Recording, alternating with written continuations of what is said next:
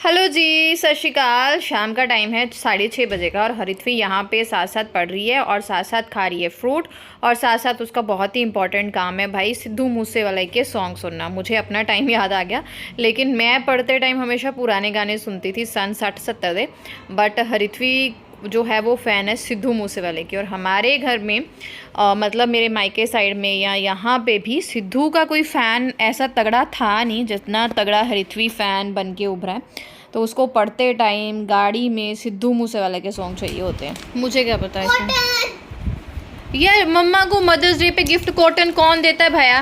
मम्मा ये वो है ना, क्या कहते हैं, आपने कभी देखा नहीं है सच। ये यहाँ पे हरिथवी ने कुछ गिफ्ट्स बनाए हैं सरप्राइज। Okay okay. अंदर होता कुछ नहीं, सिर्फ कॉटन होता है, बाहर कुछ लिखा होता है। ये कौन से गिफ्ट हुए जो मम्मा को ये भी बताया जा रहा है कि इसमें कॉटन मेरे को रैप अप करके दिया जा रहा है? ये मदर्स डे की चीज़ें जो है हरिथवी पैक कर रहा है और टाइम हो गया है 9:20 और सारा बुक्स का खिला रहा है ऐसे ही है। हम लोग थक गए हैं पढ़ पढ़ के। हम लोगों ने 2 पेपर रेडी कर लिए हैं। कौन कौन सा हरिथवी रेडी किया? मैथ और पंजाबी रेडी कर लिया। हिंदी का मैंने, हाँ जी, कैसा बनाते हो?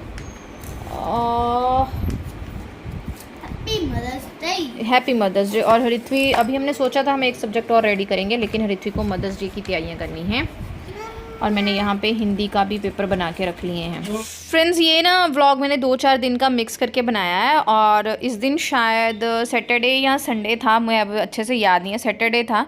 तो हम लोग गए थे मूवी के लिए आज, क्योंकि हमने हरिथवी को प्रॉमिस किया था और मुझे मायका साइड भी जाना था क्योंकि मेरा जो हेल्थ रूटीन है, चेकअप है, वो होशियारपुर में होता है और मेरा मायका होशियारपुर में है।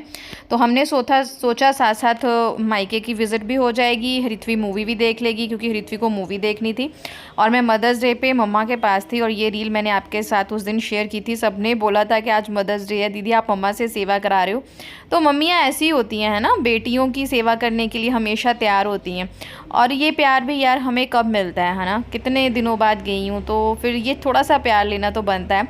बस एक रात रहे हम वहाँ, फिर नेक्स्ट डे हम वापस आ गए और हरिथवी ने सनरूफ वाली गाड़ी के पूरे नज़ारे लिए हैं भाई।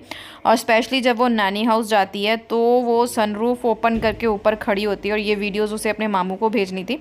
और यहाँ पे उसकी वीडियो कॉल आई हुई थी उसके मामू की, छोटे वाले के साथ वो ज़्यादा अटैच है क्योंकि उसके साथ वो रही है। और एक किस्म से उसका छोटा मामू जो था ना, उसके लिए माँ, डबल माँ वाला काम करता था। सत श्री अकाल। और मैं गाड़ी में बैठी हूँ क्योंकि बैल साहब और हरिथवी गई हैं अपने लिए सब लेने के लिए और मैंने यहाँ पे अपना फेवरेट गाना लगाया है, ओ साथी रे। मुझे पता है कॉपीराइट आ जाएगा बट चलता है। मैं गई थी मायके, मैंने आपके साथ शेयर किया था, मेरा अपना रूटीन चेकअप भी था और हरिथवी और बहल साहब का आई चेकअप भी था, दोनों का बहुत सारा। और फिर मेरा मन भी था मम्मा पापा के पास रहने का, तो मैं रह के आई, बड़ा अच्छे से एंजॉय किया। आज है मदर्स डे, तो आपको सबको हैप्पी मदर्स डे। और दिल खुश हो गया, आज मम्मी पापा के पास रही, बहुत सारी बातें की, एंजॉय किया, अपनी सेवा करवाई। वो तो करवाते ही नहीं है ना, हमारे में होता है ना पंजाबियों में बेटियों से बिल्कुल सेवा नहीं कराते, तो वैसे वाला था, मतलब दिल खुश हो गया। लग रहा है बैल साहब को ना बाहर से दिख रहा था, वो सोच रहे थे कि मीनू क्या बोलने जा रही है, तो एक ना रिफ्रेशमेंट हो गई। और ये मैंने गाना लगा दिया, बैल साहब ने मुझे लगता है गाना वहाँ से बंद कर दिया। Very bad, very bad. इतनी शरारतें, इतने पंगे लेते हैं ना मेरे साथ ये दोनों बाप बेटी। और अब आराम से बैठ के वहाँ पे सब खा रहे हैं। मैंने बोला मेरे को गाड़ी से नहीं उतरना बाबा, गर्मी बहुत है यार, बहुत गर्मी लगी, बहुत गर्मी। बहुत अच्छा फील हुआ, लेकिन मैंने अपने भाइयों को मिस किया। बड़े भाई के बिना रहने की आदत है, छोटे भाई के बिना रहने की आदत नहीं है अभी, तो उसे बहुत मिस किया, बहुत मिस किया। जा रही हूँ ससुराल, पहुँचने वाली हूँ घर पे, बैक टू रूटीन होने वाली हूँ। एक अच्छा सा रिफ्रेशमेंट मिला।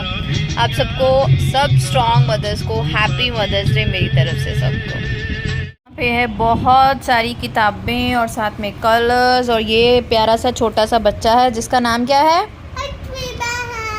और ऋत्विक के चल रहे हैं यूनिट टेस्ट, और कल इसका थर्ड है ना, थर्ड पेपर है, और साइंस का है, और बहुत ही ज़्यादा सिलेबस है, इसलिए ऋत्विक अब थक चुका है पढ़ पढ़ के, और मैं थक गई हूँ इसको पढ़ा पढ़ा के।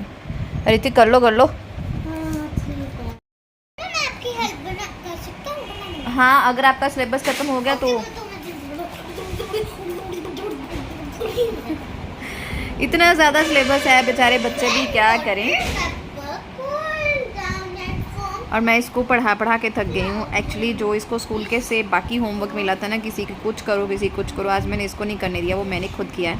पता नहीं अब इसको टीचर कल डांटे ना, देख ही जाएगा, क्योंकि मेरा सारा फोकस है इसका सिलेबस कवर करने पे। साइंस का पेपर है कल।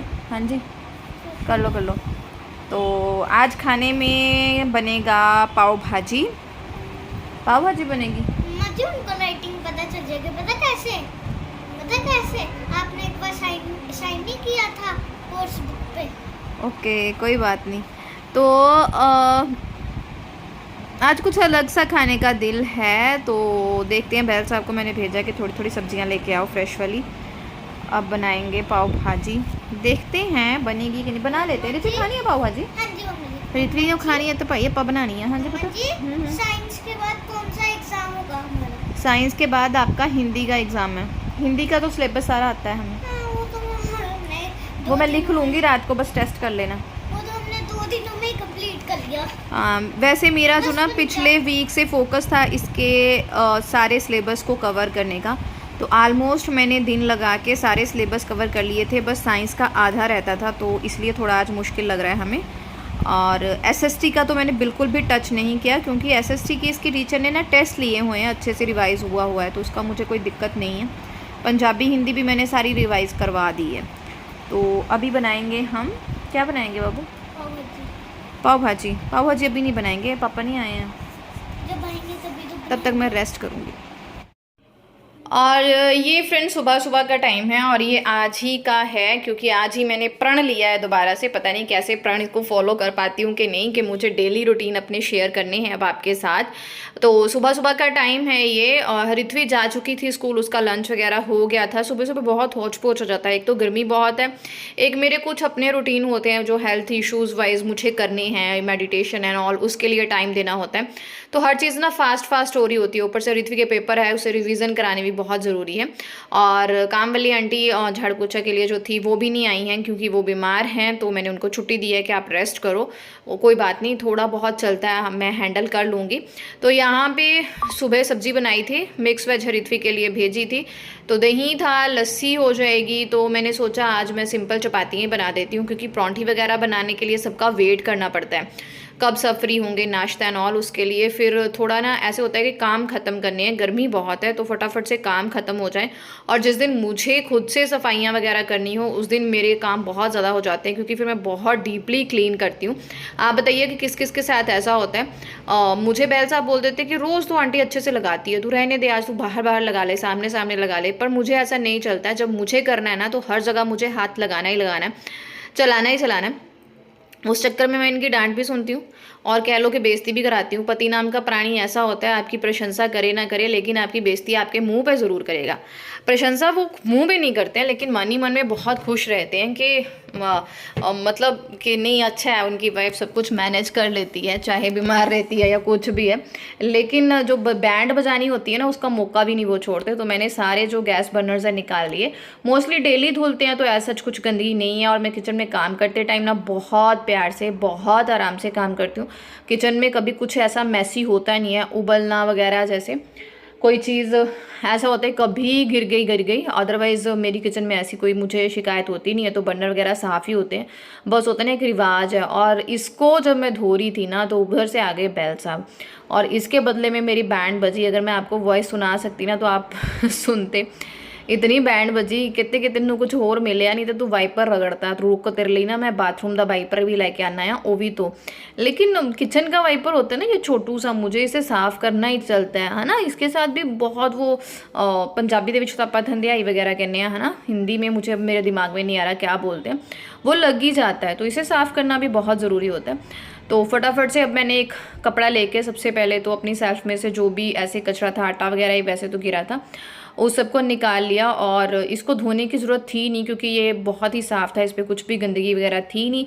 तो मैंने सोचा कि इसे एक बार इसे साफ़ करके ये मैंने लिक्विड क्लीनर से साफ़ कर लिया। ये मार्केट वाला है, CIF ब्रांड का ये क्लीनर है, बहुत ही अच्छा है। ऐसे ग्रीसीनेस बहुत ही आराम से साफ़ हो जाती है। अगर आप जल्दी में हैं, वर्किंग लेडी हैं, आपके पास टाइम नहीं है, आपको जल्दी जल्दी ये चीज़ें साफ़ करनी है, तो आप CIF का जो है किचन क्लीनर ले सकते हो। ये बहुत ही बढ़िया है, ट्रस्टवर्दी है। और साथ ही मैंने ये जो सारा ग्लास पोर्शन था और ये भी, और साथ ही मैं चिमनी पे डेली कपड़ा मारती हूँ। उससे क्या होता है कि चिमनी की ना जो लाइफ होती है सफाई वाली थोड़ी बढ़ जाती है। और उसके बाद ये बर्तन वाली जो बास्केट है उसकी ट्रे निकाली, उसको अच्छे से वॉश किया, फिर निकाल दिया। थोड़ा बहुत पानी इधर उधर गिर जाता है, इसको साफ़ किया।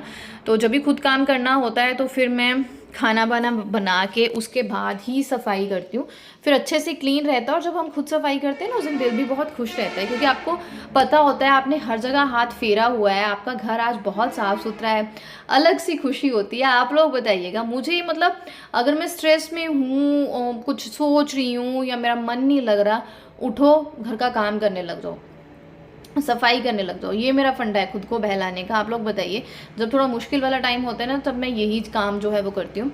तो ये वाला सारा पोर्शन जो है वो मेरा साफ़ हो गया। उसके बाद मैंने शुरू कर दिया झाड़ू लगाना। और आज पतिदेव को थोड़ा सा रहम आ गया था, उन्होंने मेरे साथ थोड़ी सी ना हेल्प कराई, लेकिन इस टाइम तक वो नहा धो के मतलब सेट वेट हो गए होते हैं, क्योंकि शॉप है तो ऑब्वियस है हम सुबह ही नहा धो लेते हैं। वैसे भी हमारी फैमिली में आदत है सब सुबह ही नहा धो के ना एक अच्छे से रेडी शेडी हो गए होते हैं। तो वो और कुछ तो नहीं कर सकते थे, लेकिन उन्होंने देखा कि ये अकेली खुद से लगी हुई है तो छोटे छोटे कामों में उन्होंने मेरी हेल्प की। जैसे सीढ़ियाँ वगैरह हैं तो मुझे झाड़ू पोछा नहीं लगाने दिया, कहते कि मैं पानी फेंक देता हूँ तो वहाँ पर मत जा। तो छोटा छोटा जो होता है ना, जब जस्ट एज हस्बैंड्स कहते हैं, तो यही तो एक लाइफ होती है ना, अच्छा लगता है।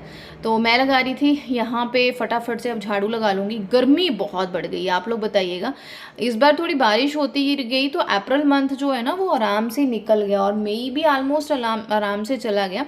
पिछले 3-4 दिनों से बहुत ज़्यादा गर्मी हो गई है। इतनी गर्मी, मैं मायके गई हुई थी तो आते टाइम मुझे गाड़ी में ही मतलब इतनी गर्मी लग रही थी कि घबराहट सी फील हो रही थी। धूप इतनी तेज़ हो गई है, बहुत ज़्यादा हो गई है। लेकिन इस बार बारिश से थोड़ा सा सही रहा, तो थोड़ा सा गैप लिया था।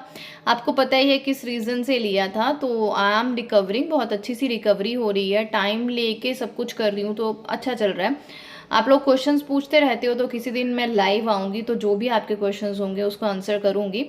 पोछा वगैरह लगाने में बैल साहब ने मेरी हेल्प कर दी थी, और उसके बाद मैंने डस्टिंग वगैरह नहीं की, मैं डायरेक्ट नहाई धोई, क्योंकि उनको भूख लग गई थी, उन्होंने नाश्ता करना था तो मैंने भी उनके साथ ही बैठ के नाश्ता कर लिया। और उसके बाद मैं नहाई धोई अच्छे से अपना जो है, अब मैं स्किन केयर करूँगी। आप गर्मियों में मॉइस्चराइज़र बिल्कुल भी स्किप ना करें अगर आप ऑयली स्किन वाले हैं तो। ऑयली स्किन वालों के लिए गर्मियों में मॉइस्चराइज़र बहुत ही ज़रूरत है, अदरवाइज़ आपकी स्किन जो है वो एक्स्ट्रा सेबम प्रोडक्ट प्रोड्यूस करेगी, जिससे आपकी स्किन और भी चिपचिपी लगती है। और सनस्क्रीन मस्ट मस्ट मस्ट, जितनी गर्मी है, जितना मतलब एक्सपोज़र हमारा हो रहा है, हमें सनस्क्रीन की बहुत ज़्यादा ज़रूरत है। तो सनस्क्रीन ज़रूर लगाएं। और गर्मियाँ जितनी ज़्यादा आ गई हैं उतनी ही बड़ी हमारे लिए प्रॉब्लम खड़ी हो गई है, क्योंकि हमारी फ्रिज हो गई है ख़राब। और ये LG ब्रांड की है, नई है, आपको पता है मैंने 2020 में ली थी, अभी 3 साल ही होने हैं। लेकिन इसका शायद कंप्रेशर ख़राब हो गया है और वो कंपनी की तरफ से आएगा तो वो डिले होता जा रहा है। खुद लेके करना होता तो हम एक ही दिन में कर लेते, लेकिन वो कंपनी की तरफ से आना है तो बहुत ही डिले होता जा रहा है और हमारे लिए बहुत ही बड़ी प्रॉब्लम हो गई है। और उसके बाद मैं रेडी शेडी हो गई, थोड़ा टाइम था तो मैंने सोचा चलो फटाफट से जो है वो डस्टिंग कर लेती हूँ। सामने सामने जो डेली वाली डस्टिंग होती है वो तो मैंने चलो कर ही ली फटाफट से। तो थोड़ा टाइम था तो मैंने सोचा कि डोर जो है वो क्लीन कर लेती हूँ, क्योंकि गर्मियाँ हैं और रोड के किनारे घर है, धूल बहुत ज़्यादा आती है, तो डोर भी गंदे हो गए थे। और ये वाली फ्रिज जो हमारी पुरानी फ्रिज है जो मम्मी साइड पड़ी हुई थी, तो वो हमने अब इस साइड पे शिफ्ट कर ली, क्योंकि बहुत होच पोच होती थी, मुझे फिर सफ़र करके उस साइड जाना पड़ता था। तो मम्मी कहते कि तू इस साइड रख ले, तेरे लिए ईजी हो जाएगा। और उसके बाद आ गई मैं इस रूम में, और इनको भी भाई डस्टिंग कर देते हैं। और ये वाला टर्टल है ना, जो जैसे ही लाइट ऑन करो इतना भागता है, ये हमेशा ही भूखा रहता है, इसको इतनी भूख लगती है ना, भाग के आ जाता है कि शायद इसी के लिए खाना पड़ रहा है। और इसके बाद मैं चली गई थी शॉप पे। और बताइएगा आपको आज का ब्लॉग कैसा लगा। बैक टू रूटीन हो रही हूँ, धीरे धीरे आराम से जल्दी से हो जाऊँगी। Thank you very much. Channel को सब्सक्राइब और शेयर ज़रूर करिएगा। सत श्री अकाल।